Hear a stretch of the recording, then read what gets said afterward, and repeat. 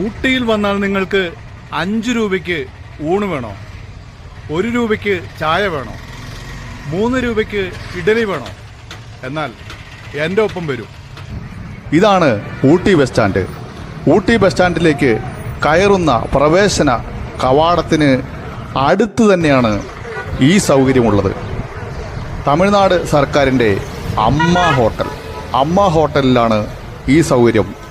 രാവിലെ 3 രൂപയ്ക്ക് ഇഡലിയും 1 രൂപയ്ക്ക് ചായയും, ഉച്ചയ്ക്ക് 5 രൂപയ്ക്ക് സാപ്പാട്, വൈകുന്നേരം 7 മണി തൊട്ട് 8 മണി വരെ നിങ്ങൾക്ക് ഇവിടെ നിന്നും ഇഡലിയും സാമ്പാറും ചായയും ലഭിക്കും.